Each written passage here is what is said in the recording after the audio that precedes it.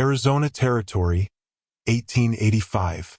The harsh desert sun had just begun its descent when Sarah Mitchell first saw them, a weathered Apache man and his small son approaching her isolated homestead. Most settlers would have reached for a rifle, but 5 years alone had taught Sarah to see beyond fear. The boy stepped forward, eyes reflecting wisdom beyond his 8 years. "Please take my papa, sir," he whispered, using the formal address he'd learned. "He cries every night when he thinks I'm sleeping." His words hung in the air, heavier than the summer heat. The father stood rigid, pride battling shame on his face. Would Sarah open her door to these strangers, knowing the territory's unwritten laws against such unions? Before we jump back in, tell us where you're tuning in from, and if this story touches you, make sure you're subscribed because tomorrow I've saved something extra special for you. Sarah Mitchell had not always been alone. The faded wedding photograph on her mantel, the one she dusted each Sunday with reverent care, testified to that. James Mitchell's kind eyes and steady smile seemed to follow her as she moved about the cabin, a ghost anchored by silver nitrate and paper. 20 years ago, Sarah had been a doctor's daughter in Pennsylvania with soft hands and dreams of children playing in a garden. Then came the war. James left with the 51st Pennsylvania, his letters growing shorter and more distant until the final telegram arrived. His body never made it home from Spotsylvania. Sarah closed the door on her old life, selling her father's practice after his passing and heading west with James's pension and her own stubborn determination. The Arizona Territory offered what she craved most: distance from sympathetic glances and whispered pity. 5 years at the edge of civilization had transformed her. Sun and wind had etched fine lines around her eyes and mouth. Her once smooth hands were now calloused, equally adept with needle and plow. At 43, Sarah stood straight-backed and capable, her chestnut hair streaked with dignified silver. The nearest town, Willow Creek, lay 15 miles south, close enough for monthly supply runs, distant enough to keep curious visitors at bay. Folks there called her the Widow Mitchell, respecting her privacy while spinning tales about the solitary woman who farmed 20 acres with no help but her own 2 hands. Peculiar but proper, was the general assessment, and it suited Sarah fine. She'd built a life measured in seasons rather than hours. Planting in spring, harvesting in fall, surviving the brutal summers and isolating winters through sheer force of will. Her cabin stood as testament to her self-reliance. 2 rooms of squared logs chinked with mud and straw, a stone chimney she'd rebuilt twice, and a porch that caught the evening breeze when summer's heat became unbearable. Behind stretched a vegetable garden, a small orchard of struggling apple trees, and fields where she grew enough corn and wheat to sustain herself and occasionally barter in town. Water came from a spring-fed well that never ran dry, even in drought years. This blessing had determined her choice of land when other settlers passed it by for more accessible locations. Sarah valued that reliability, just as she valued the rifle above her door that she cleaned each week but rarely fired. Her solitude was deliberate, protective. Visitors were few, an occasional peddler or lost traveler whom she fed and sent on their way by morning. She kept conversation minimal, friendly but distant. No one stayed longer than a night. Sarah had just returned from the well, water bucket heavy in her hands, when she spotted the unlikely pair crossing the western edge of her property. The tall figure moved with quiet dignity despite evident exhaustion. The smaller one, clearly a child, stumbled occasionally but pressed forward with determination. Sarah set the bucket down, water sloshing over the rim. Apaches. Her heart quickened, not from fear but from the complexity of the situation. Relations between settlers and the native tribes had deteriorated steadily over the years. Newspapers in Willow Creek regularly carried stories of raids and reprisals, though Sarah suspected much of the reporting was exaggerated to justify military action. She smoothed her apron, a gesture from her former life that surfaced in moments of uncertainty. The sensible thing would be to go inside, bar the door, and wait for them to move on. Instead, she remained on the porch, watching their approach. "What brings you to my door?" she would ask them, voice steady despite the irregular beating of her heart. Perhaps they needed water or food for their journey. She would provide that much, at least, before sending them on their way. Sarah Mitchell was cautious, not cruel. She did not anticipate the boy's words that would reach into the carefully ordered solitude of her existence and crack its foundations. Kaitton of the Chiricahua had not meant to approach the white woman's homestead. He had intended to circle wide around any settler's property, traveling by night when necessary. But the drought had stretched longer than expected, and Little Fox's water vessel, a clay container made by his mother's hands before the fever took her, had shattered against rock during a treacherous descent. "I am sorry, Father," Little Fox had whispered, looking at the broken pieces with shame in his eyes. Kaitton rarely showed anger, but thirst and grief had shortened his patience. "Your mother shaped this with her own hands," he had said, voice sharp as arrowheads. The moment the words left his mouth, he regretted them. The boy's face had crumpled, though no tears fell. They had been traveling for nearly a month, separated from their band after the Army's surprise attack on their camp. Many had been killed or captured. Kaitton had taken Little Fox and fled into the mountains, using his knowledge as a former Army scout to evade pursuit. At 8 winters, Little Fox carried himself with the quiet dignity of one much older. He had not cried when they buried his mother beneath a cairn of stones last winter. He had not complained during their long journey, even when his moccasins wore through and Kaitton had to make new ones from a deer he'd managed to take with a hastily made bow. The white woman might have water, Little Fox had suggested, pointing toward the distant homestead they'd spotted from a ridge. "I have seen her working alone."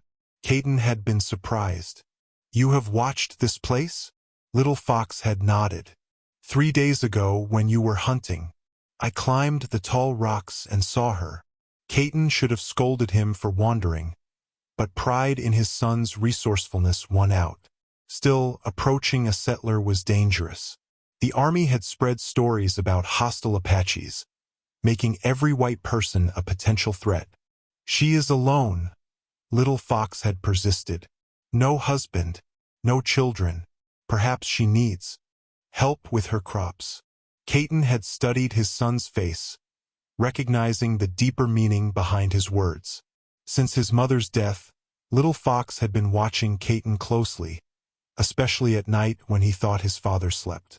Kaitton had tried to keep his grief private, slipping outside to let the tears come only when he believed his son was asleep. But children see everything, especially the things adults try to hide. "We will ask for water only," Kaitton had finally agreed. "Then we continue north." As they approached the homestead, Kaitton assessed everything with a scout's trained eye. The cabin was well maintained, the fields orderly. A rifle would likely be within the woman's reach. He wore no weapons visibly, hoping to appear less threatening. He recognized the woman's tension as she watched them approach. Her posture showed caution but not fear, unusual for a settler encountering Apaches. This gave him a measure of hope.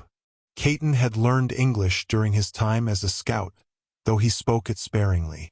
The missionaries who had visited their camp years ago had also taught Little Fox some basic phrases. His son had absorbed the language with surprising ease. When they reached the edge of the yard, Kaitton stopped, keeping a respectful distance. He nudged Little Fox forward slightly, knowing a child might seem less threatening. He had not expected his son to walk directly to the porch steps, hadn't anticipated the formal address or the raw, painful truth the boy would speak. "Please take my papa, sir. He cries every night when he thinks I'm sleeping." Kaitton felt shame burn through him, followed by a flash of anger that quickly dissolved into resignation. His son had exposed his weakness to a stranger, but the desperation behind the boy's words stopped any rebuke from forming. Now he stood rigid, waiting for the white woman's response, watching her face for signs of contempt or dismissal. His pride demanded he turn and leave, but Little Fox's hand slipped into his, anchoring him in place. Sarah's hand trembled slightly as she reached for her father's Bible.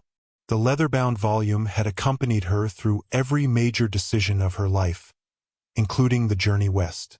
Tonight, its familiar weight offered little comfort as she sought guidance for an impossible situation.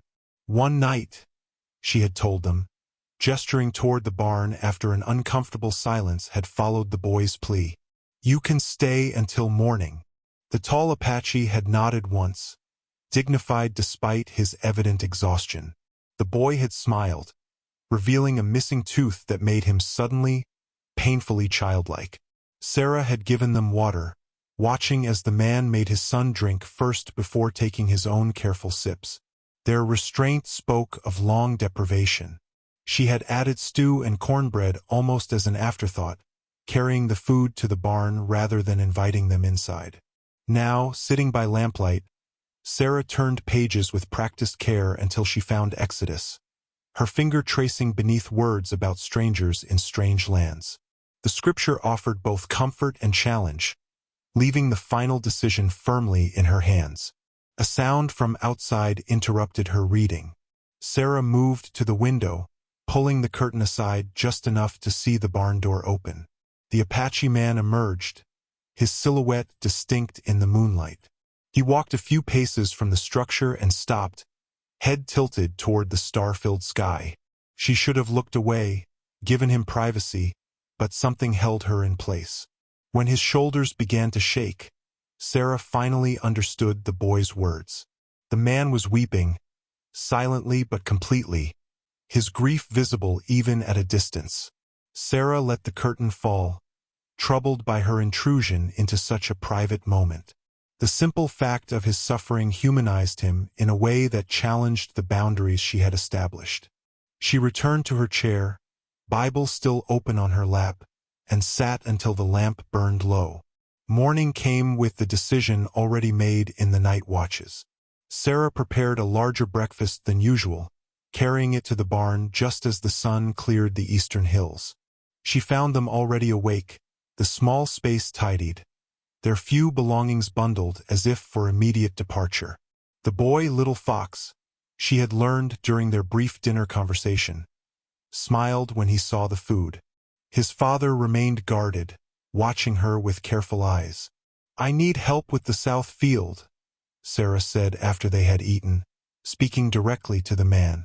"The work is too much for one person." He considered her words before responding. "We cannot pay room and board for work," she countered, "until the field is planted."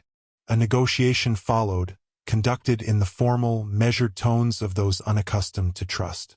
Sarah was surprised by his command of English, though his words came carefully, with long pauses between thoughts. "My name is Kaitton," he finally offered, a concession that seemed to cost him something. "Sarah Mitchell," she replied, then nodded toward the cabin. "You can continue to use the barn. There's a stream for washing beyond the apple trees." The arrangement established, Sarah retreated to her familiar routine, trying to ignore the strangeness of other presences on her property. Through the kitchen window, she watched Kaitton examine her tools with knowing hands, testing the weight and balance of each before selecting a hoe that needed mending. Little Fox trailed after his father, occasionally darting curious glances toward the cabin. Once, catching Sarah watching, he waved with unguarded enthusiasm. She found herself waving back before she could consider the gesture. That evening, alone in her bedroom, Sarah acknowledged the danger of her decision. If neighbors discovered she was harboring Apaches, especially a man and child, there would be consequences. The territory's unwritten rules were clear about such arrangements. Yet, for the first time in years, the silence of her homestead had been broken, and she could not deny the odd relief it brought. 3 days passed in an uneasy rhythm. Sarah worked her usual patterns, while Kaitton repaired tools and began turning the soil in the south field. Little Fox found ways to make himself useful, carrying water and gathering eggs from the small henhouse with a carefulness that spoke of his determination to prove their worth. On the 4th morning, Sarah found a crudely drawn map outside her door, weighted with a smooth river stone. The childish but surprisingly detailed illustration showed mountains, rivers, and small symbols that seemed to represent people. A jagged line traced a route from what she recognized as Apache territory through the mountains to her homestead. "My son made this," Kaitton explained when she brought the map to him at breakfast. They had taken to eating their morning meal together in the yard, the open air somehow making the arrangement feel less intimate than sharing her table indoors. "It shows why we cannot return to our people," he continued, his finger tracing the path. "Army here, here, and here. They hunt for any Apache not on reservation land." Sarah studied the map, noting the careful depiction of landmarks. "How long have you been traveling?" "Since the moon was small," Kaitton answered. "Now it grows full again. Nearly a month, then." The realization of their ordeal shifted something in Sarah's perception. "Where will you go when the field is planted?" Kaitton's expression remained unreadable. "North, perhaps. There are mountains where soldiers do not go." Little Fox, who had been listening nearby while feeding scraps to a stray cat that frequented the barn, looked up with a suddenness that suggested he'd been waiting for this opening. "We could stay," he said, words tumbling out in his eagerness. "Father can fix anything. He built our wiki up better than anyone in our band. And I can learn to help with more things." "Little Fox," Kaitton's voice carried a warning, but the boy continued. "You are alone here," he said to Sarah, his young face earnest. "My father says it is not good to be alone. Before my mother walked to the spirit world, she told me that people need people." Sarah felt the familiar tightness in her chest that accompanied any mention of family or belonging.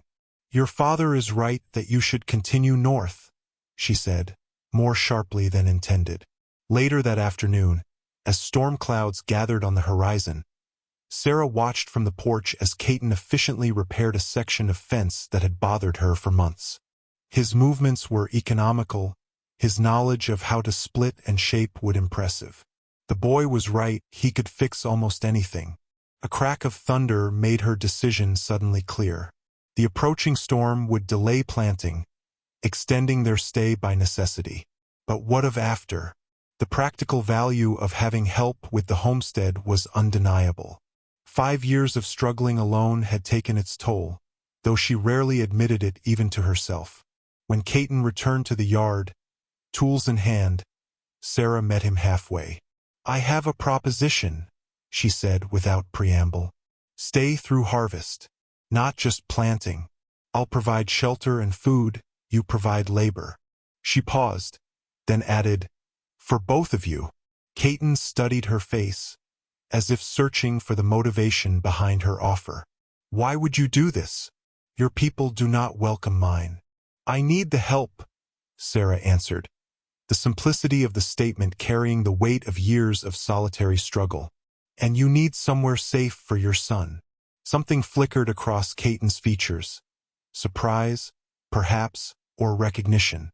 "Until harvest," he agreed finally. "Then we decide again." As they sealed their arrangement with nods rather than handshakes, Little Fox emerged from the barn, his expression suggesting he had heard every word. The smile that spread across his face carried a hope that made Sarah suddenly uneasy about the boundaries she would need to maintain. The storm broke overhead, sending them all hurrying for shelter. Sarah to her cabin, Kaitton and Little Fox to the barn. The rain blurred the lines between their separate domains, a symbolic dissolution that Sarah tried not to interpret as an omen. The monthly trip to Willow Creek had never filled Sarah with such apprehension. As she hitched her mare to the wagon, she mentally rehearsed answers to potential questions about her unusually large supply list. Seeds could be explained by ambitious planting. Extra coffee and sugar would raise eyebrows. "We will be fine," Kaitton assured her, keeping a respectful distance as she prepared to leave. In the 2 weeks since their arrangement, they had established unspoken boundaries that maintained a careful formality between them. "If anyone comes, stay hidden," Sarah reminded him, though she knew the warning was unnecessary. Kaitton understood the danger better than she did. Little Fox approached the wagon, holding something wrapped in a scrap of cloth. "For trading," he said, offering the bundle to Sarah. Inside lay 3 intricately woven grass baskets, small but perfectly formed. "I made them while you sleep." The 4-hour journey to town gave Sarah ample time to consider the complexity of her situation. The territory existed in a perpetual state of tension, with settler fears and military objectives feeding a cycle of mistrust and violence. Newspapers regularly featured dramatic accounts of Apache raids, though Sarah had come to question their accuracy. Willow Creek greeted her with its usual dusty indifference. The single street hosted a general store, a saloon that doubled as a hotel, a small church, and a sheriff's office. Sarah parked her wagon before the general store, noting the newly posted wanted notices that decorated the weathered exterior. Her entrance drew the expected pause in conversation, followed by polite nods of acknowledgement. The widow Mitchell's monthly appearances were predictable enough not to cause excitement but irregular enough to merit notice. "Mrs. Mitchell," Harold Barnes, the storekeeper, greeted her. "Your usual order ready?" "With some additions," Sarah replied, handing over her list. Barnes's eyebrows rose as he reviewed the items. "Planning on company?" "Just planning ahead," Sarah answered evenly. Winter was hard this year. As Barnes gathered her supplies, Sarah wandered toward a display of fabric, positioning herself within earshot of a conversation between 2 ranchers. "Found 3 heads slaughtered last week," one was saying. "Army says it's Apaches slipping off the reservation." "Savages," his companion agreed. "Sheriff Parker should organize a patrol. Check the outlying homesteads." Sarah's fingers tightened on a bolt of calico. A patrol would mean visitors, questions she couldn't answer without lying outright. "Mrs. Mitchell." The deep voice behind her belonged to Sheriff Thomas Parker, a man in his 50s with a weathered face and observant eyes. "Good to see you in town." "Sheriff," Sarah acknowledged, forcing her features into neutrality. "How's life treating you out at your place?" His tone was conversational, but Sarah caught the assessing quality of his gaze. "The usual challenges," she replied. "Weather's been cooperative lately." Parker nodded, his eyes drifting to the wanted posters. "Army's been busy, rounding up Apaches, trying to get them all on the reservation where they belong." "Is that where they belong?" The question slipped out before Sarah could reconsider. The sheriff studied her with increased interest. "That's the government's position," he said carefully. "Some folks might disagree, but not loudly if they're wise." Sarah understood the implicit warning. "I keep my opinions to myself, Sheriff." "Good policy." Parker touched the brim of his hat in farewell. "Watch yourself on the ride home. Never know who's about these days." Barnes called her back to settle her account, whistling at the final tally. "Quite a haul, Mrs. Mitchell. Sure you can manage loading all this?" "I've managed alone for 5 years," Sarah reminded him with a smile that didn't reach her eyes. As she secured the last of her purchases, Sarah noticed one of the ranchers examining her wagon with undue interest. The baskets Little Fox had made were visible atop a sack of flour. "Nice workmanship," the man commented. "Apache style, isn't it?" Sarah's heart stuttered. "Picked them up in trade last year," she lied. "They hold my sewing notions." The man seemed satisfied with her explanation, but as Sarah drove out of town, she couldn't shake the feeling that her monthly trip had drawn more attention than usual, attention that might follow her home. The morning after Sarah's return from town, Kaitton discovered the broken plow. The wooden beam had split along a grain line, rendering the essential tool useless at the worst possible time. Sarah's frustration was palpable as she examined the damage. "I can't afford a new one until after harvest," she said, calculations of survival already adjusting in her mind. Without the plow, they would need to prepare the south field by hand, backbreaking work that would delay planting beyond the optimal window. Kaitton studied the broken implement with thoughtful concentration. "I can fix this," he said finally, running his fingers along the split. "Need good wood, iron straps." Sarah gestured toward her small woodpile. "Take what you need. There are metal scraps in the lean-to." By midday, Kaitton had transformed her work area into a precise arrangement of tools and materials. Little Fox assisted solemnly, handing his father items as needed with an efficiency that spoke of practiced cooperation. Sarah found herself pausing in her chores to watch their synchronized movements. "My people make do with what the earth provides," Kaitton explained when he caught her observing them. "We do not waste." The repaired plow proved stronger than the original. Kaitton had reinforced the beam with iron straps salvaged from an old barrel hoop, bound with a technique Sarah had never seen before. When tested in the field the next day, it cut through the earth with surprising ease. "You've improved it," Sarah acknowledged, genuinely impressed. Kaitton nodded, accepting her praise without comment. But Sarah noted the slight straightening of his shoulders, the subtle pride in his bearing.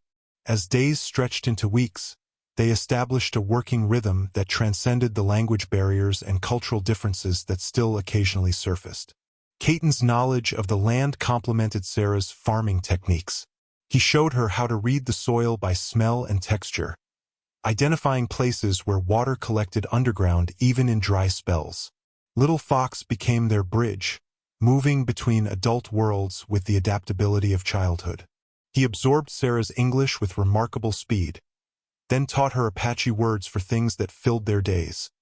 The names of birds, weather patterns, plants with medicinal properties.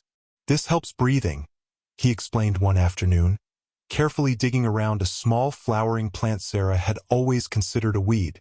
"Mother used it for coughs."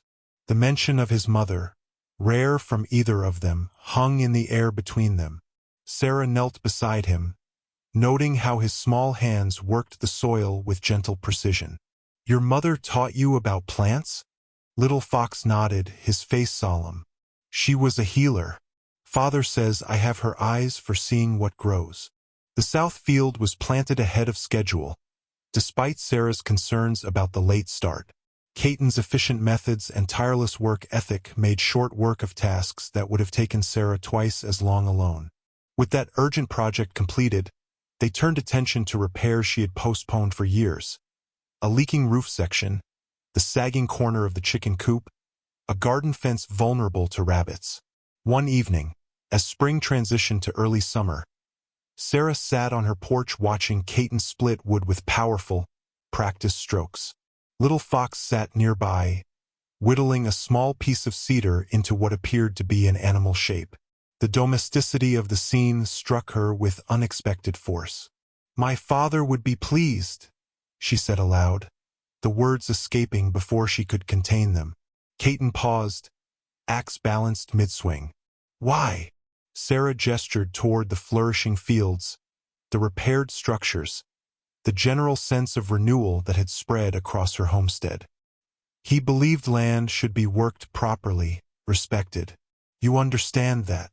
It was the closest she had come to expressing appreciation for their presence, for the transformation their hands had brought to her solitary existence.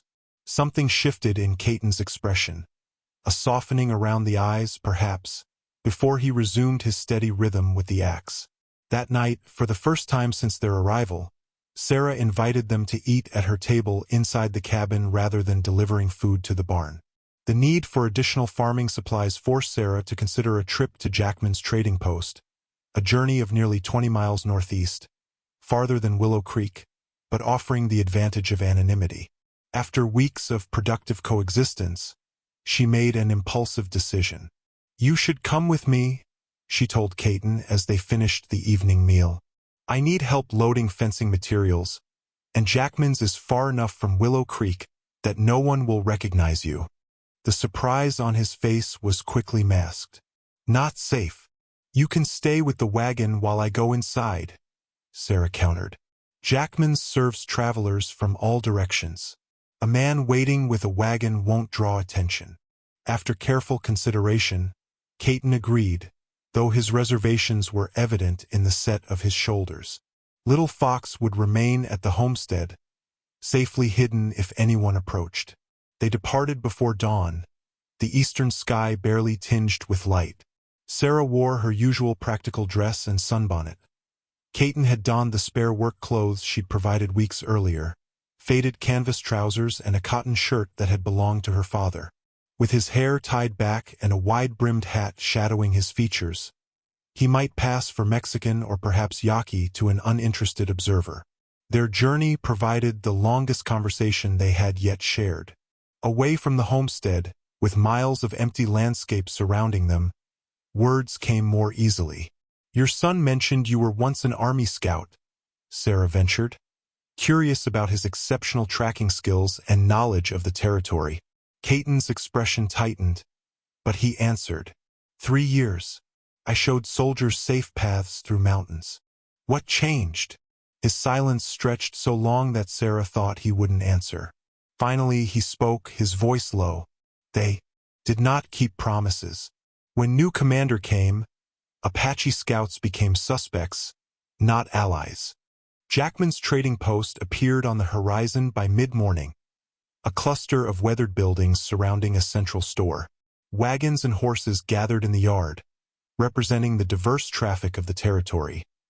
Miners, freighters, a few Mexican laborers, and what appeared to be a small army detachment. Sarah's stomach tightened at the sight of uniforms. Perhaps this wasn't wise. "I will stay with wagon," Kaitton reassured her, pulling his hat lower. "Get what you need quickly." Inside the trading post, Sarah gathered her supplies efficiently, adding them to a growing pile near the counter. As she examined spools of wire, a conversation between 2 soldiers caught her attention. "Chasing ghosts," one was saying. "Those Apaches slipped across the border weeks ago." "Lieutenant's determined," his companion replied. "Says one of them was a scout who knows our patrol patterns." Sarah kept her expression neutral as she approached the counter, but her hands trembled slightly as she counted out payment. Through the window, she could see Kaitton sitting motionless in the wagon, his posture deliberately unremarkable. As she arranged for her purchases to be loaded, 2 traders entered, leading pack mules. One spotted Kaitton and nudged his companion. "That's one of them redskins, sure as I'm standing here," he said, loud enough for several people to turn. Sarah's heart hammered as she moved quickly toward the door. Kaitton remained still, though she knew he must have heard. "You there?" The trader approached the wagon. "Where'd you steal those white man's clothes?" Kaitton said nothing, his face impassive. The trader reached for his arm, and Sarah inserted herself between them. "That's my hired man you're accosting," she said firmly. "We've purchases to load." The trader sneered. "Hired Indian? More likely he's working other payment with you, woman." The crude implication brought heat to Sarah's face, but before she could respond, one of the soldiers approached. "Any trouble here?" he asked, hand resting casually on his holstered pistol. "No trouble," Sarah answered quickly. "Just anxious to get home before dark." The soldier studied Kaitton, who kept his eyes lowered. "You vouch for him, ma'am?" "Completely," Sarah said, infusing her voice with the authority she'd cultivated as a doctor's daughter. "He's been in my employ for months." Something in her steady gaze made the soldier step back, though the trader continued to mutter slurs. With forced calm, Sarah supervised the loading of her supplies, acutely aware of the tension surrounding them. They left Jackman's with deliberate unhurriedness, waiting until they were well out of sight before Sarah released her tightly held breath. "Thank you," Kaitton said simply. Sarah nodded, her hands white-knuckled on the reins. Only then did she notice the small paper package tucked beside her on the seat, a silver brooch in the shape of a hummingbird, purchased somehow during the confusion. The silent gift spoke volumes about what remained unspoken between them. The summer heat had settled over the homestead like a heavy blanket when Little Fox fell ill. Sarah first noticed his unusual quietness at breakfast, the way he pushed food around his plate rather than eating with his customary enthusiasm. By midday, his skin burned with fever, his small body alternating between violent shivering and concerning stillness. "How long?" Sarah asked Kaitton as they carried the boy into the cabin. The barn's stifling heat was no place for a sick child. "Since morning," Kaitton answered, his usual stoicism cracking as he laid his son on Sarah's bed. He said his head hurt when he woke. Sarah's medical knowledge, inherited from years assisting her father, prompted quick action. She soaked cloths in cool water, placing them on Little Fox's forehead and wrists where blood ran close to the skin. Her cabinet yielded willow bark for tea and a precious bottle of quinine tablets brought west for just such emergencies. "These will help reduce the fever," she explained, crushing half a tablet into water. Kaitton watched her preparations with evident concern. After a moment's hesitation, he retrieved a small leather pouch from around his neck, a medicine bundle decorated with beadwork and containing items Sarah couldn't identify. "My wife made this," he said, opening the pouch carefully. "She was a healer among our people." Sarah paused in her preparations. "What does it contain?" "Plants that fight fever. Some ground, some must be made into tea." Kaitton removed pinches of various substances, identifying each in a mixture of English and Apache names. "This comes from desert plant that grows after rain. This from tree bark that tastes bitter." In another time, another place, Sarah might have dismissed such remedies. But her father, despite his formal medical training, had often acknowledged the efficacy of traditional medicines. "Show me how to prepare them," she said. As night fell, they worked side by side, combining their knowledge in service of the sick child. Little Fox's fever continued to climb despite their efforts, his breathing becoming labored. During a moment when the boy seemed to rest more comfortably, Sarah stepped outside for fresh air, her worry overwhelming. Kaitton followed, his face etched with fear he could no longer conceal. "Among my people," he said quietly, "when a child is this sick, the entire band gathers to sing healing songs." Sarah recognized the loneliness in his words. "Tell me about the songs." "They connect us to ancestors, to spirits who guide healing," Kaitton explained. "My wife knew many songs. I know only a few." "Sing them," Sarah urged. "I'll listen for changes in his breathing." Kaitton's hesitation was brief. Inside the cabin, lit only by lamplight, he began to sing in a low, melodic voice that carried surprising power. Sarah didn't understand the words, but the depth of feeling transcended language. She continued applying cool cloths to Little Fox's body, watching for any response. Through the night, they maintained their vigil, alternating Sarah's medical treatments with Kaitton's traditional remedies. During the darkest hours, when Little Fox's fever peaked dangerously high, Kaitton shared stories of his wife, how she had sung to their son before birth, how her hands had always smelled of healing plants, how she had faced her final illness with courage that still humbled him. In turn, Sarah spoke of her father's practice, of lessons learned watching him tend patients, of the cholera epidemic that had claimed him despite his skill. Their quiet exchange created a bridge between their separate griefs, their shared concern for the child forging a connection neither had anticipated. Near dawn, Little Fox's fever finally broke. His breathing eased, and he fell into natural sleep rather than fevered. Unconsciousness. Sarah and Kaitton sat on either side of the bed, exhaustion and relief rendering them momentarily wordless. "We did this together," Sarah said finally. "Your knowledge and mine." Kaitton nodded, reaching across the sleeping child to briefly touch her hand, the first such contact between them. Two paths, one healing. When morning light filtered through the window, Sarah realized that the boundaries she had so carefully maintained had shifted irrevocably. Little Fox lay sleeping in her bed, and she had shared through the night what she had shared with no one since leaving Pennsylvania. The memories and knowledge that formed the core of who she was. Little Fox's recovery progressed steadily, allowing life to resume its rhythm at the homestead. By mid-July, the south field flourished with corn reaching toward the sky, the garden yielded vegetables in abundance, and the repairs Kaitton had completed made the property more secure than it had been in years. Their arrangement had evolved from temporary necessity to comfortable routine, with less conscious awareness of the cultural divide that separated them. The sound of approaching hoofbeats shattered this hard-won equilibrium on a sweltering afternoon. Sarah had just drawn water from the well when she heard it, the distinctive rhythm of a horse being ridden at a purposeful pace. Not the hurried gallop of an emergency, but the determined approach of someone with business. Inside, she told Kaitton and Little Fox, who were working nearby, take only what can't be explained. They moved with practiced efficiency, having prepared for this eventuality. Within moments, all evidence of their presence disappeared.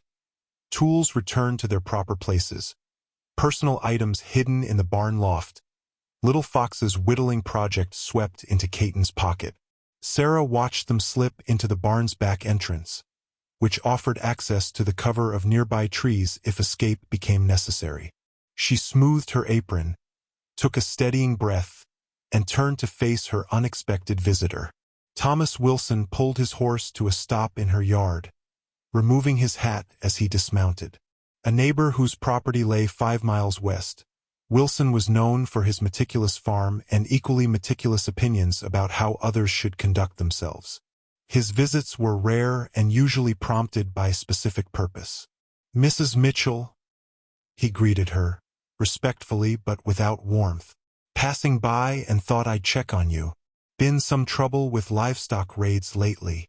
"Kind of you," Sarah replied, keeping her tone neutral. "I haven't had any problems."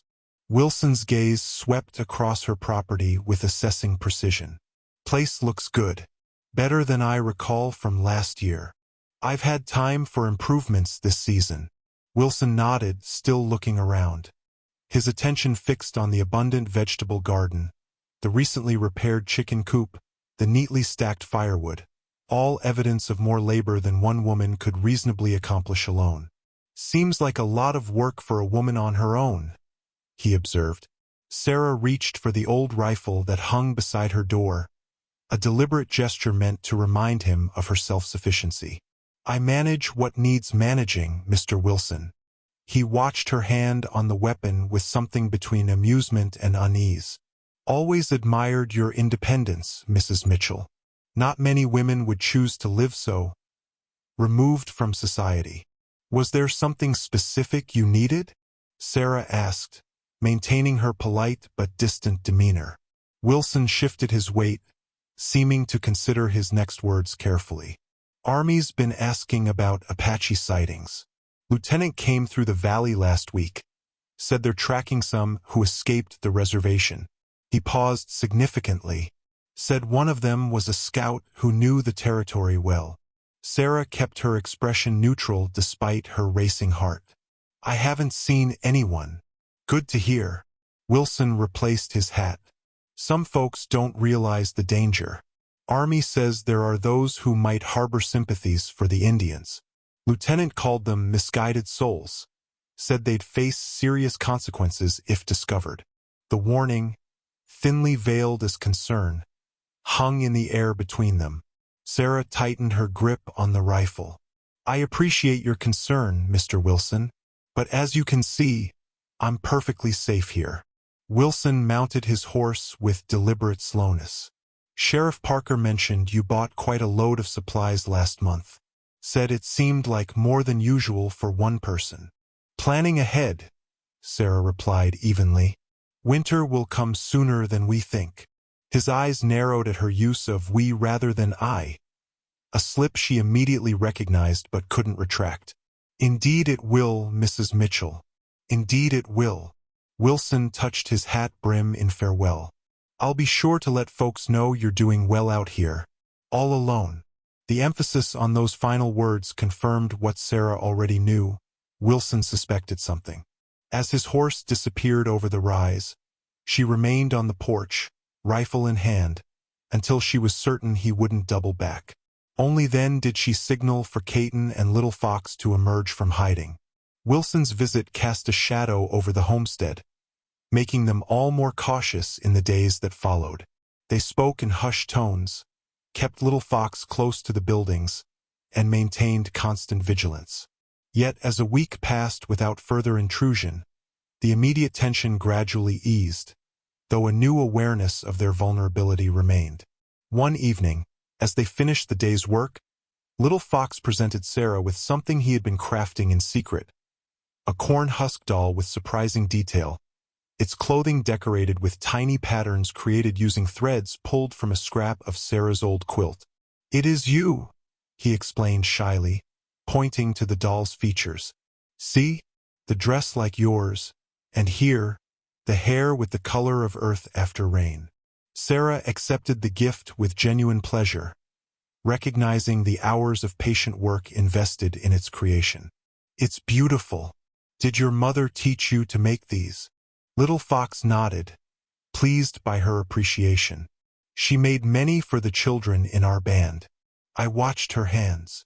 Later, as twilight softened the harsh lines of the desert landscape, Sarah found herself sitting on the porch with Kaitton, while Little Fox played nearby with a kitten born to the barn cat. The evening's unusual coolness invited conversation after the heat of the day. "Your son has a gift for making things," Sarah observed. "He remembers everything he sees," Kaitton replied, pride evident in his voice. "Even things from when he was very small." "Like his father," Sarah said, recalling Kaitton's precise memory of trails and landmarks. A rare smile touched Kaitton's lips. Like his mother. She could look at a plant once and remember where it grew, when it flowered, how to use it for healing. The mention of his wife no longer brought the heavy silence it once had. Shared time and challenges had created space for such memories to be offered as gifts rather than preserved as private pain. "Tell me a word in your language," Sarah said, surprising herself with the request. Kaitton considered before answering. "Shilgatso. It means, with me there is beauty." "Shilgatso," Sarah repeated carefully, the unfamiliar sounds awkward on her tongue. "It is how we greet the morning," Kaitton explained, "to remind ourselves to see beauty in each day." Little Fox, hearing their exchange, hurried over. "I can teach you more words," he offered eagerly, "like tielazai for goat, and ka for shoes and shash for bear." What began as simple vocabulary soon expanded into a mutual exchange of language and culture. Sarah taught them English words they hadn't encountered, while they shared Apache terms and concepts that had no direct translation. Little Fox delighted in being the teacher, correcting Sarah's pronunciation with the same patience she had shown when helping him improve his English. As darkness fell, Sarah lit the lamp and, on impulse, retrieved her father's old fiddle from its case beneath her bed. The instrument hadn't been played since her journey west. "My father would play this after dinner," she explained, running her fingers over the worn wood. "I never learned properly, but I remember some of the tunes." She drew the bow across the strings, producing sounds that made Little Fox giggle and Kaitton raise an eyebrow. After several false starts and much laughter, she managed a recognizable version of a simple reel her father had favored. "Music is different for my people," Kaitton said when she finished. "We sing with drums, not string instruments, but all music speaks to the spirit." He demonstrated, singing a low, rhythmic melody while tapping a steady beat on his knee. Little Fox joined in, their voices blending in harmony that spoke of practice and tradition. The simple song filled the cabin with a warmth that transcended the barriers between their worlds. When they finished, Sarah attempted to replicate the melody on the fiddle, creating a hybrid that honored both traditions. Little Fox clapped in delight at the cultural bridge formed through music. Later, after the boy had fallen asleep and they sat in companionable silence, Kaitton spoke the truth that had been gradually taking shape between them. "We are becoming something new here," he said quietly. "Not Apache, not white. Something between that has no name yet." Sarah nodded, understanding exactly what he meant. The boundaries that had once seemed so clear had blurred, creating space for connection that defied the rigid separations imposed by the world beyond their small holding. August brought the heaviest rainfall in years, turning dry washes into temporary rivers and painting the desert with unexpected bursts of wildflowers. The abundant moisture promised an exceptional harvest, but also drew hunters from Willow Creek seeking deer and pronghorn attracted by the unusual vegetation. Sarah first noticed dust rising from the northern ridge, evidence of riders moving parallel to her property line. Through James's old field glasses, she counted 5 men with rifles, their horses picking a careful path along the rocky terrain. "Hunting party," she told Kaitton, who had materialized silently beside her. Moving along the ridge, Kaitton studied the distant figures, his expression tightening. "Too close. They will come down to the water." He meant the spring-fed stream that originated on Sarah's property before flowing northwest, a natural draw for wildlife and, consequently, for hunters. The stream lay barely a quarter-mile from the homestead, well within sight of anyone following its course. "You need to go," Sarah said, the words painful but necessary. "Take Little Fox into the foothills until they're gone." Kaitton nodded, already calculating. 3 days. We will take food and water." 2 days, Sarah countered. Hunting parties rarely stay longer in one area. As Kaitton gathered essentials, Sarah helped Little Fox prepare. The boy had grown so accustomed to their shared life that the sudden need to flee confused him. "Why can't we stay hidden in the barn?" he asked, his small face serious as he rolled his blanket. "Too dangerous," Sarah explained gently. "These men know hunting. They would notice signs that someone else is here." Little Fox considered this, then reached for the eagle feather Kaitton had given him after finding it on their property, a rare and significant discovery that had prompted a small ceremony of gratitude. "For protection," the boy said, carefully securing the feather in his bundle. As they prepared to leave through the back of the barn, Kaitton performed a brief blessing, touching the eagle feather to his son's forehead. Then, after a moment's hesitation, to Sarah's as well. "We will return when the moon touches the western mountain," he told her, his hand lingering near her face before falling away. Sarah watched them disappear into the brush with an ache that surprised her with its intensity. The homestead, once her refuge of solitude, now felt eerily empty without their presence. She forced herself to resume normal activities, knowing the hunting party might pass close enough to observe her. That evening, as she prepared a solitary meal, the sound of approaching horses confirmed her fears. 3 riders appeared in her yard, dusty and trail-worn, leading a 4th horse laden with a deer carcass. "Evening, ma'am," the leader called. "Thomas Wilson told us about your spring. Mind if we fill our canteens?" Sarah recognized Wilson's foreman and 2 ranch hands she'd seen in town. She maintained a pleasant but reserved demeanor as she directed them to the spring, accompanying them to ensure they didn't wander toward the barn or outbuildings where signs of Kaitton and Little Fox might be visible. "Hunting's good this year," the foreman commented as they filled their containers. "Saw Indian sign up near the ridge, though. Old campfire. Might be a week old." Sarah kept her expression neutral. "Army's been through recently. Probably their camp." The men exchanged glances. "Wasn't military. Wilson says we should report any Indian sign to the sheriff." "As should I suppose," Sarah replied evenly. "Though I've seen nothing concerning." They departed before dusk, but similar groups passed near the homestead over the next 2 days. Sarah maintained her vigilance, turning away each party with increasingly firm reminders about property boundaries and her preference for privacy. The appointed evening arrived with no sign of Kaitton and Little Fox. Sarah stood on the porch as darkness fell, straining to see movement in the direction they had gone. The hours passed with excruciating slowness, each sound from the surrounding desert causing her heart to leap with hope or sink with renewed worry. Near midnight, When the moon touched the jagged outline of the western mountains exactly as Kaitton had described, two shadows finally separated from the darkness. Sarah rushed to meet them, propriety forgotten in her relief. Little Fox ran the final distance, throwing himself into her arms with complete trust.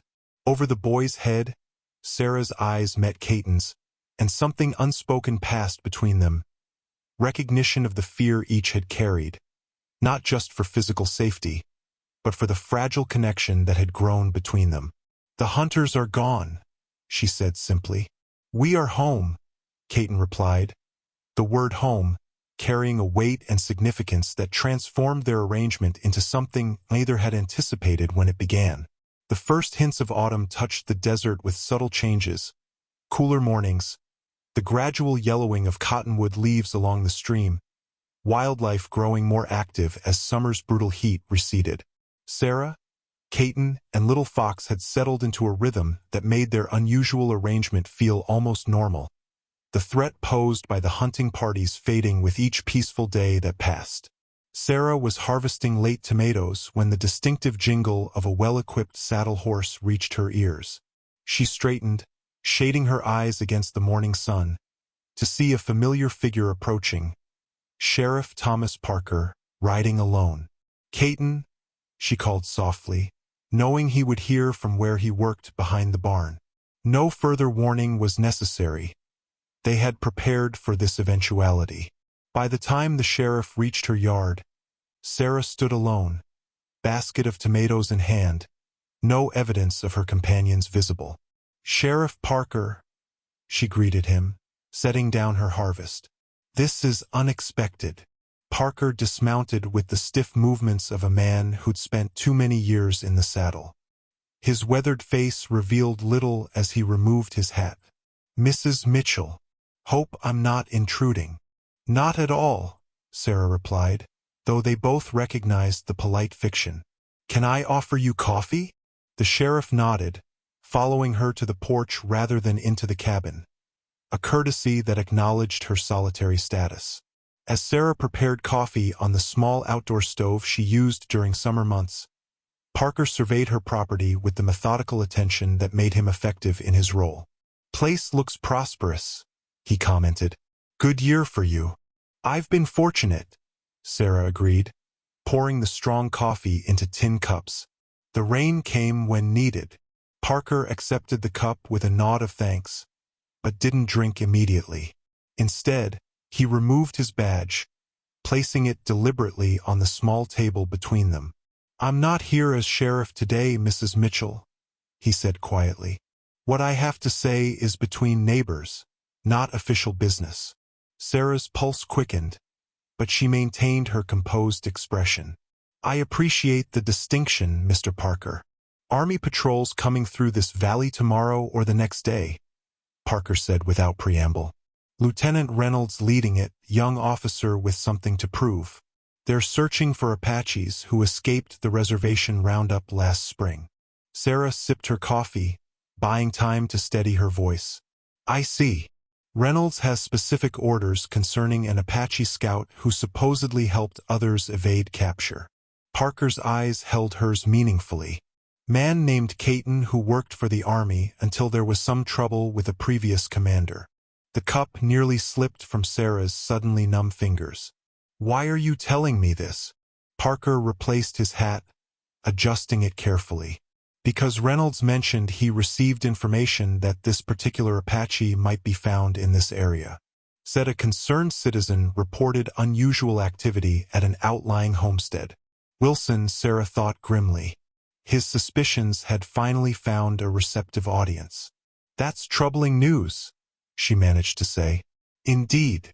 Parker stood, moving to the edge of the porch where he could survey the surrounding landscape.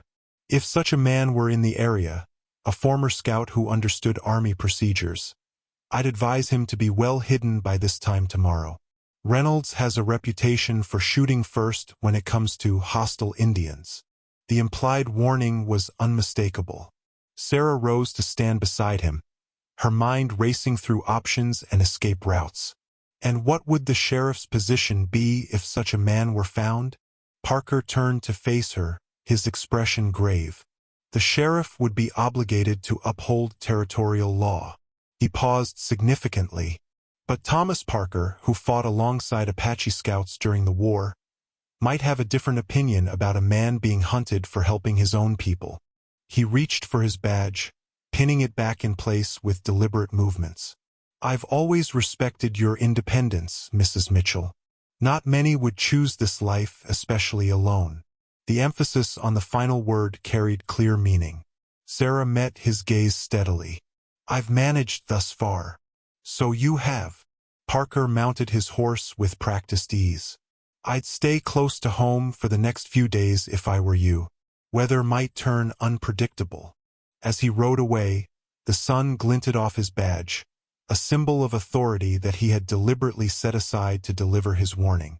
Sarah remained on the porch until he disappeared from sight, then moved swiftly toward the barn where Kaitton and Little Fox waited, already gathering essential supplies. We heard, Kaitton said simply, his expression grim but resolute. We must leave before morning.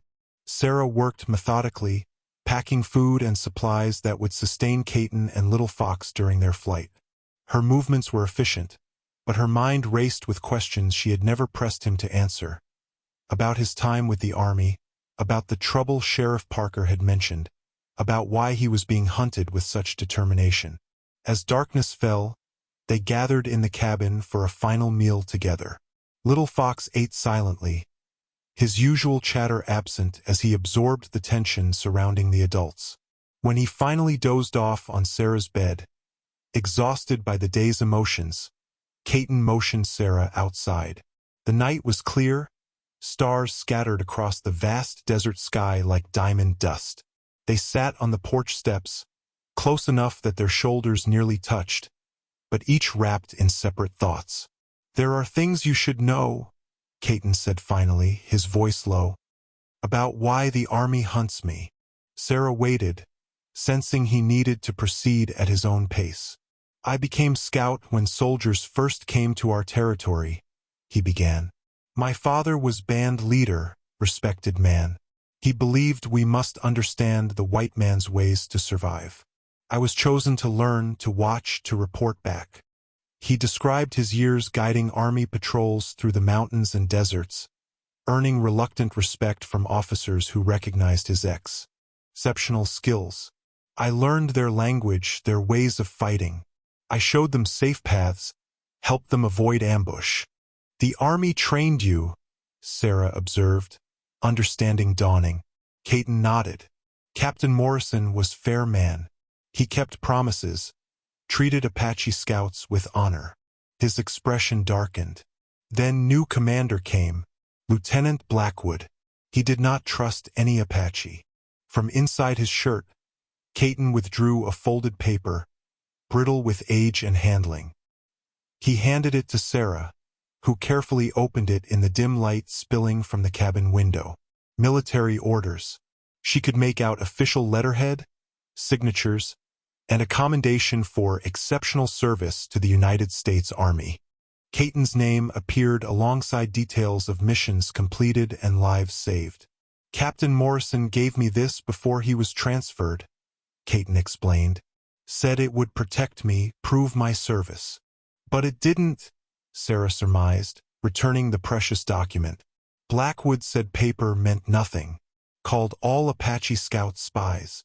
Kaitton's voice remained steady, but Sarah could sense the buried rage beneath his words. He sent patrol to bring all scouts' families to fort, said for protection. My wife refused, she knew better. When soldiers tried to force her, there was fighting. He fell silent, the memory visibly painful. Sarah didn't press him to continue, but after a moment he did. She died from soldier's bullet. Not illness, as I told Little Fox. The admission seemed to physically pain him. I found her body when I returned from patrol, took my son and fled that night. The pieces suddenly aligned in Sarah's mind. Kaitton's knowledge of military tactics, his understanding of English, his ability to evade pursuit for so long. You've been running since then. Blackwood claimed I killed 2 soldiers before escaping. made me traitor, murderer. Kaitton's hands clenched into fists. I took no lives, only my son to safety. And your people? Why couldn't you return to them? Kaitton's expression held ancient sadness. Many believed I brought this trouble by working with white soldiers. Called me ghost between worlds, not Apache, not white. Even my father turned away. The full weight of his isolation struck Sarah then. Rejected by his own people, hunted by the army, with nowhere to belong except the temporary sanctuary of her homestead. Yet he had maintained his dignity, raised his son with gentleness, and treated her with unfailing respect. When you and Little Fox leave tomorrow, she said slowly, I'm coming with you. Kaitton turned to her, surprise evident even in the dim light. Army will search for you too. You would lose everything, your land, your home. Sarah looked back at the cabin, at the life she had built alone after losing James. It had been a good life in its way, but incomplete. Some things matter more than land or buildings, she said simply. The intensity in Kaitton's gaze would have made her look away months earlier. Now she met it steadily, her decision made. Whatever uncertain future awaited them, they would face it together. You understand what this means? He asked, his voice barely audible above the night sounds of the desert. There is no going back. Sarah reached for his hand, her pale fingers intertwining with his darker ones in a gesture that crossed all boundaries.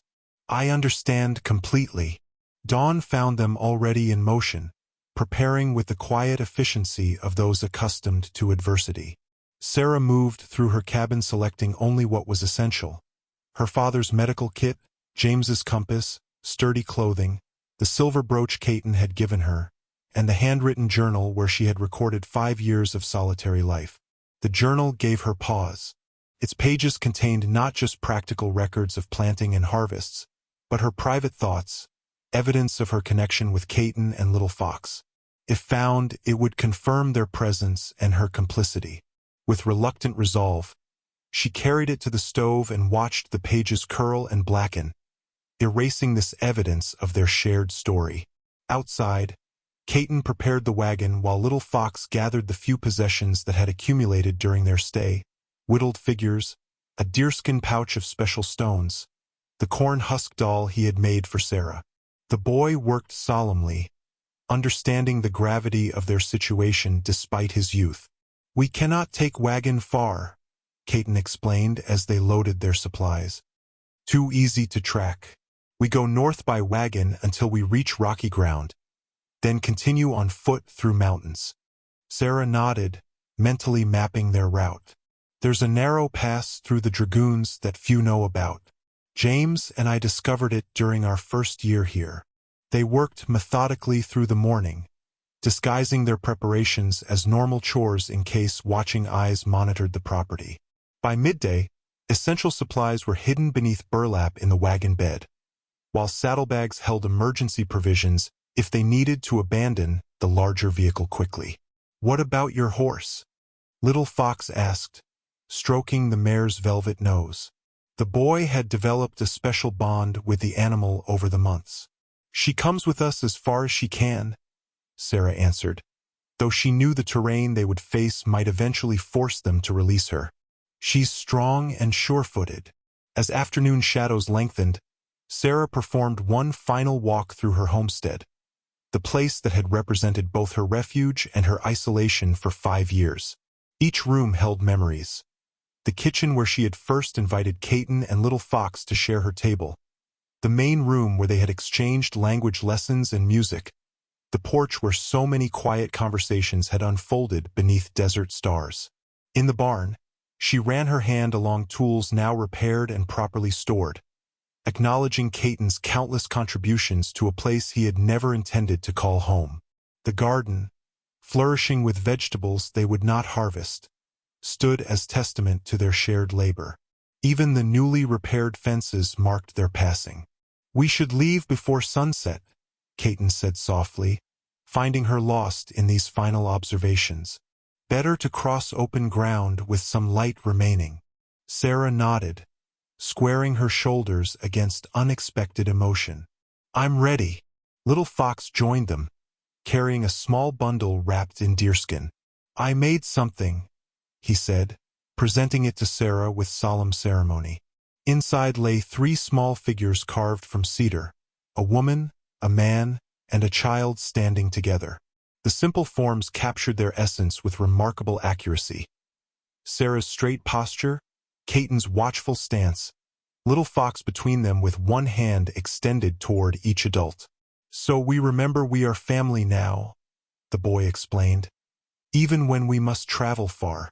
Sarah knelt to embrace him, this child who had first appeared at her due, or with a plea that had transformed her life. Over his head, her eyes met Kaitton's, sharing silent acknowledgement of how completely their fates had intertwined. As they prepared to depart, dust on the southern horizon confirmed Sheriff Parker's warning. Riders approaching, still distant but moving with purpose. The army patrol had arrived sooner than expected. We go now, Kaitton said, his tone brooking no argument. Northern route, through the wash where tracks will be hidden if rain comes. Sarah took one final look at the cabin. Door closed, windows shuttered, chimney cold, giving the appearance of temporary absence rather than permanent departure. She had arrived here a grieving widow seeking isolation. She left as part of something she had never expected to find again. A family. Little Fox climbed onto the wagon seat between them, his small face set with determination. We will find a new home, he said with the unshakable conviction of childhood. One where no one looks for us. As the wagon rolled north, Sarah did not look back. Her future lay ahead, uncertain but shared, and in that sharing she found unexpected strength. They abandoned the wagon sooner than planned. Barely 3 hours into their journey, the distant sound of hoofbeats echoed across the desert plain, suggesting riders moving rapidly along their trail. Without discussion, Kaitton directed them toward a rocky outcropping that offered both concealment and a vantage point. From this elevation, Sarah could see her homestead in the distance, now surrounded by mounted men. Even at this range, she recognized the methodical nature of their search. Soldiers checking out buildings, inspecting the barn, entering her cabin. A civilian figure she suspected was Thomas Wilson gestured toward the northern horizon, apparently indicating their direction of travel. They found our trail faster than I expected, Kaitton said grimly, studying the scene through Sarah's field glasses. Wilson must have been watching the homestead. They worked quickly to redistribute essential supplies into packs they could carry. Sarah's mare would continue with them, bearing the heaviest items and Little Fox when the terrain allowed. The wagon, too distinctive to keep, was hidden in a dry wash where flash floods would eventually erase all evidence of its presence. As dusk approached, they pushed deeper into increasingly rugged country, following game trails that wound through rocky canyons where pursuing horses would struggle to pass. Little Fox moved with surprising stamina, though Sarah noted how Kaitton frequently paused to lift his son over difficult sections. The pass I mentioned is still a day's journey ahead, Sarah told Kaitton when they paused to drink from their carefully rationed water supply. If we reach it, the army horses can't follow. Kaitton nodded, scanning the darkening landscape with the focused attention of a lifelong tracker. They will split up to cover more ground. We must move through night while they make camp. The desert night welcomed them with cooling temperatures but treacherous navigation. Kaitton led with uncanny precision, finding paths Sarah would have missed even in daylight. They traveled by starlight until the moon rose, casting silver illumination across the stark landscape. Little Fox eventually succumbed to exhaustion, riding drowsily on Sarah's mare while she and Kaitton continued on foot.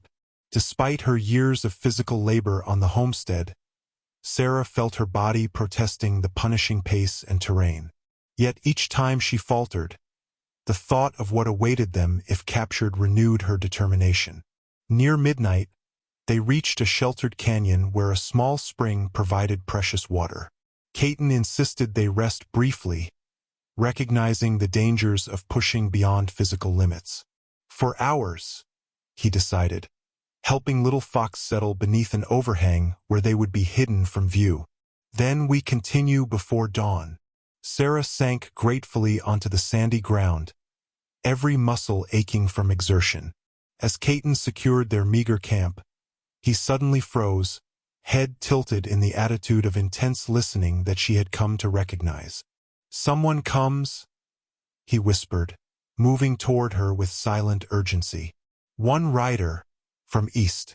They retreated deeper into the shadows, Kaitton positioning himself protectively before Sarah and Little Fox. The approaching hoofbeats grew louder, then stopped altogether as the rider apparently dismounted. Tense moments passed before a familiar voice called softly from the darkness. "Mrs. Mitchell? Kaitton? It's Thomas Parker." Sarah felt Kaitton's body tense beside her, his hand moving toward the knife at his belt, the only weapon they had brought. "I'm alone," Parker continued. "I need to speak with you." After a silent exchange of glances, Kaitton nodded, and Sarah responded. "We're here, Sheriff, but we're cautious about company." Parker appeared at the canyon entrance, hands deliberately visible and empty. "I'm not here to bring you in," he said immediately.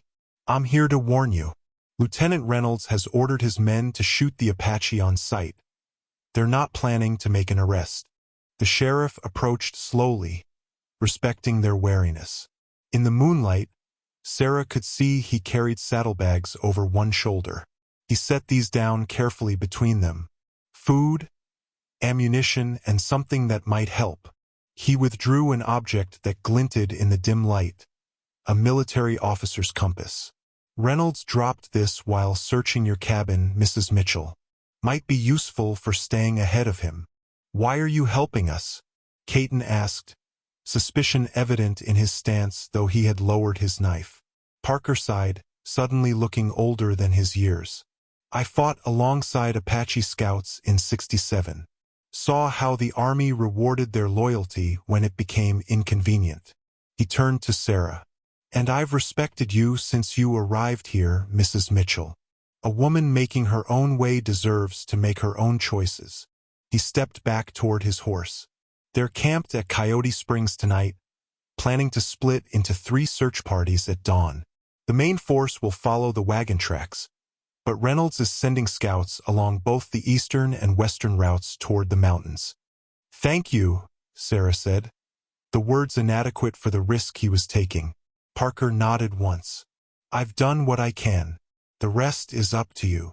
He mounted his horse with practiced ease. "Head northwest from here.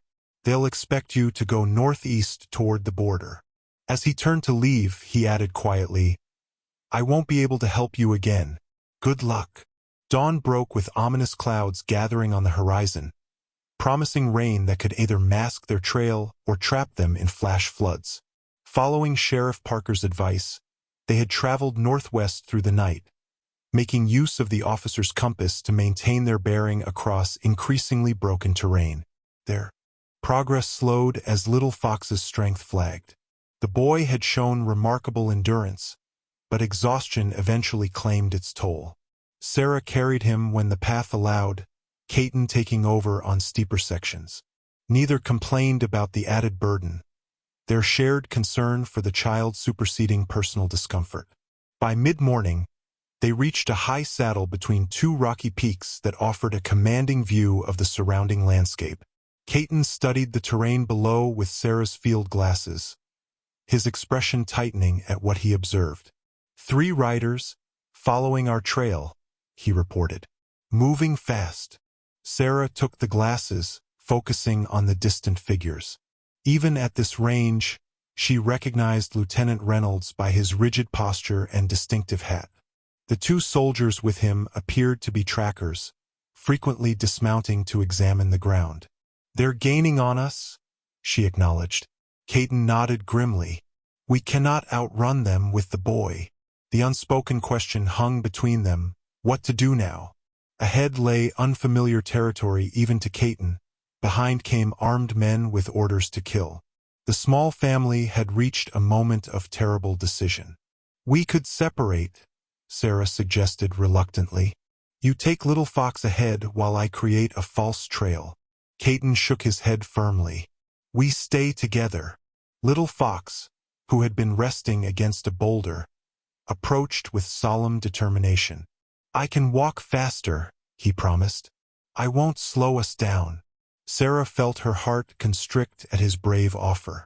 Before she could respond, Kaitton made a decision that surprised her. We stop running, he said quietly. We make our stand here. The location, Sarah realized, was well chosen.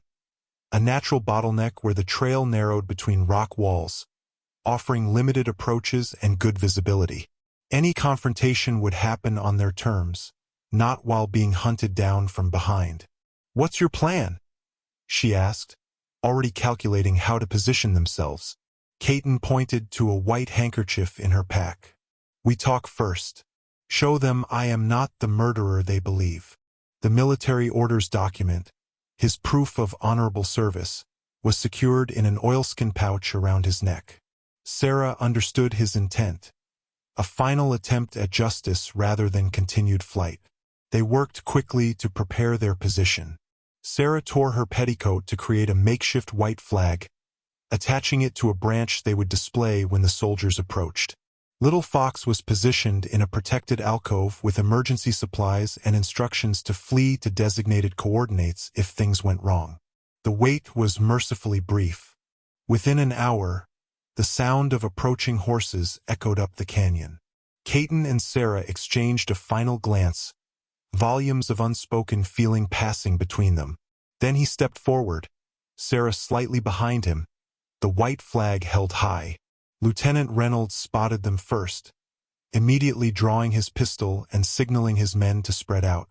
Apache, throw down any weapons and surrender.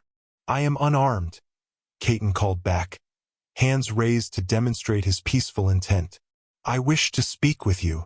Reynolds advanced cautiously, weapon still trained on Kaitton. He was younger than Sarah had expected, perhaps 30, with the hard eyes of a man determined to build his reputation regardless of cost. Kaitton of the Chiricahua, Reynolds announced formally. You're wanted for murder and desertion. False charges, Kaitton replied with dignity. I have proof of my service. Sarah stepped forward. Lieutenant, this man served the army honorably. I have seen his commendation papers. Reynolds' attention shifted to her, his expression darkening with recognition. Mrs. Mitchell, you're harboring a fugitive. That makes you equally guilty under territorial law. I'm protecting an innocent man and his child, Sarah countered. There has been a grave injustice.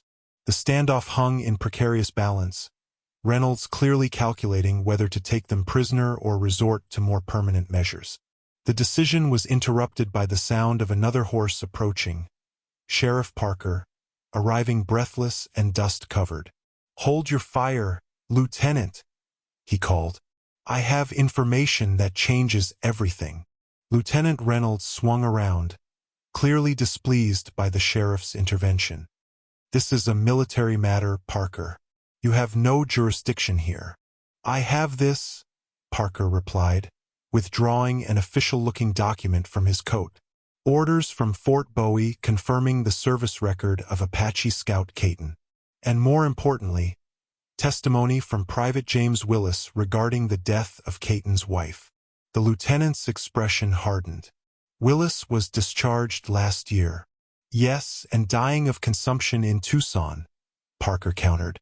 With nothing to lose, he signed a sworn statement about what really happened under Lieutenant Blackwood's command. The deaths Kaitton was blamed for happened while he was on patrol with Captain Morrison.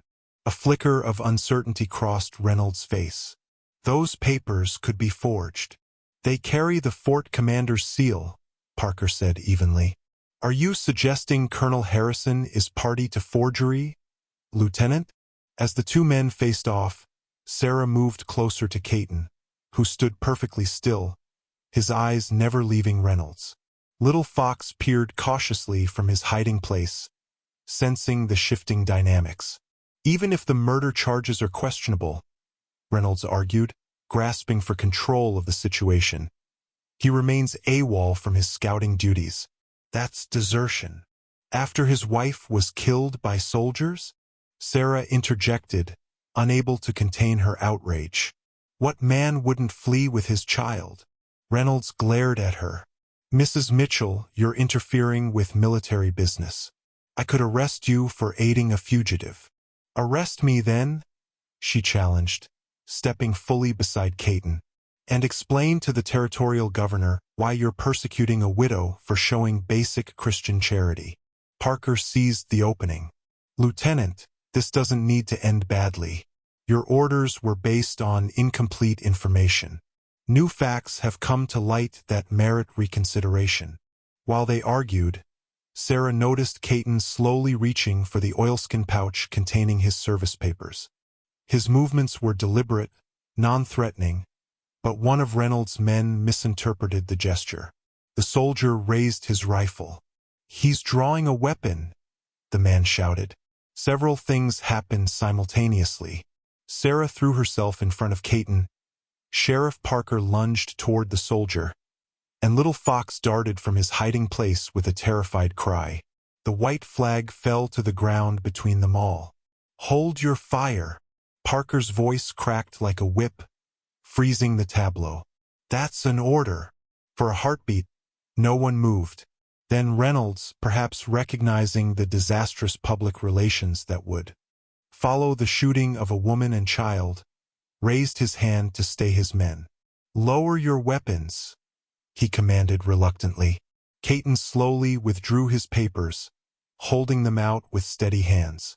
The truth, he said simply. Reynolds took the documents with visible reluctance, scanning them quickly. His expression remained impassive, but something in his posture changed as he read the official commendation from Captain Morrison. The details of missions successfully completed. Lives saved through Kaitton's knowledge of the territory. These appear authentic, he finally acknowledged. Sheriff Parker pressed his advantage. I propose a solution that saves face for everyone. Lieutenant, report that you tracked the fugitive but found only evidence he'd crossed into Mexico. Meanwhile, I'll escort Mrs. Mitchell and the boy back to her property. He paused meaningfully. No need to mention the Apache was with them. Reynolds' ambition warred visibly with his sense of duty. And what happens to him? He asked, nodding toward Kaitton. That's not your concern, Parker replied. Your orders were to find him. You can truthfully report you didn't. The lieutenant studied each face before him. The defiant woman, the dignified Apache, the frightened child, the determined sheriff. Rain began to fall, fat drops that would soon erase all tracks from the desert floor. My men and I need to continue our patrol toward the border, Reynolds finally said, his tone formal. Sheriff Parker, I trust you to handle any civilian matters in your jurisdiction. It wasn't capitulation, but it was enough. Reynolds mounted his horse, the military papers conspicuously absent from his hand, returned to Kaitton in a gesture that acknowledged, however grudgingly, the truth they contained. If I ever see you again, the lieutenant said to Kaitton, I won't be so accommodating. As the soldiers rode away, disappearing into the curtain of increasing rain, Sarah released a breath she hadn't realized she was holding. Little Fox ran to his father, who lifted him in a rare public display of emotion. Parker turned to them, rain dripping from his hat brim. That was closer than I'd like to admit. The return journey to Sarah's homestead took 2 days, their pace deliberate rather than desperate. Sheriff Parker accompanied them, his presence ensuring they encountered no further trouble from patrols or suspicious settlers. The rain that had begun during their confrontation with Lieutenant Reynolds continued intermittently, as if nature itself conspired to wash away evidence of their ordeal. What happens now? Sarah asked Parker as they made camp on the final evening of their journey, her homestead visible as a distant silhouette against the sunset. The sheriff considered his response carefully. Officially, the Apache scout Kaitton crossed into Mexico, beyond Army jurisdiction. That's what my report will state, and what Lieutenant Reynolds has agreed to document. And unofficially? Kaitton asked, joining them after settling Little Fox for the night. Unofficially, Parker said. I believe the territorial governor would look favorably on a petition regarding your service record. Captain Morrison had influential friends in Tucson who've been questioning Blackwood's conduct for some time. He paused, adding, it might be possible to secure official recognition of your status. Not citizenship exactly, but protection from further persecution. The possibility hung in the air between them, a future neither had dared imagine during their flight. Sarah glanced at Kaitton, finding his expression guarded but thoughtful. And if such recognition were granted? She asked. What then? Parker smiled slightly. Then a man might live where he chooses, work land if he has some, perhaps even marry if he finds a willing woman.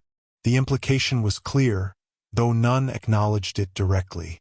Later, as Parker took first watch and Kaitton walked the perimeter of their small camp, Sarah found herself contemplating possibilities that had seemed impossible just days earlier. They reached the homestead by mid-morning the following day. Sarah was surprised to find it largely undisturbed despite the army's search. The cabin stood as she had left it, fields still promising harvest, livestock untouched in their enclosures. Only a few overturned items inside suggested the hurried investigation that had taken place. I made sure they didn't damage anything, Parker explained. Told Reynolds it wouldn't look good to destroy a widow's property without proper cause. As they restored order to the cabin, Sarah noticed Kaitton's hesitation, unsure of his place in this return to what had been. Little Fox showed no such uncertainty, immediately reclaiming his familiar tasks and spaces with the resilience of childhood. That evening, after Parker had departed with promises of legal inquiries and future visits, Sarah and Kaitton sat on the porch beneath a sky washed clean by rain. Little Fox had fallen asleep inside, exhausted by the emotional and physical journey of recent days. I have something to show you, Sarah said, retrieving a package from inside. She unwrapped a traditional Apache wedding blanket, its intricate pattern telling a story of joining paths.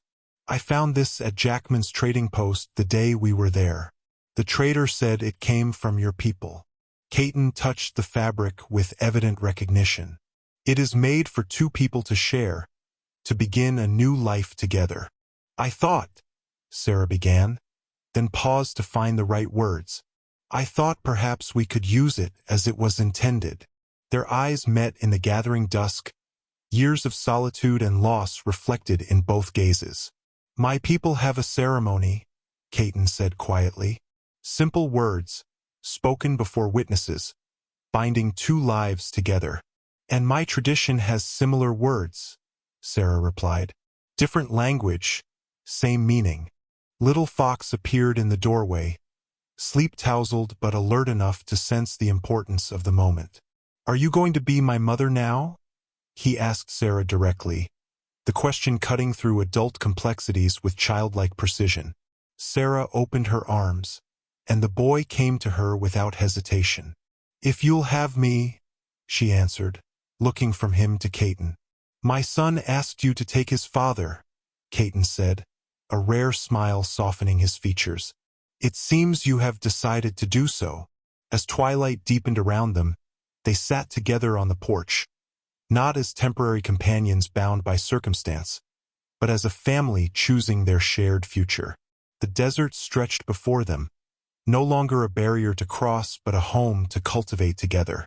We belong here, Little Fox declared with certainty, nestled between them beneath the wedding blanket that symbolized their unconventional union. Sarah thought of the journey that had brought them to this moment. From the boy's desperate plea on her doorstep to their flight and return, from strangers to family. Against all odds and expectations, they had found in each other what each had lost, belonging. Yes, she agreed, her hand finding Kaitton's beneath the blanket, their fingers intertwining as naturally as their lives had become woven together. We belong.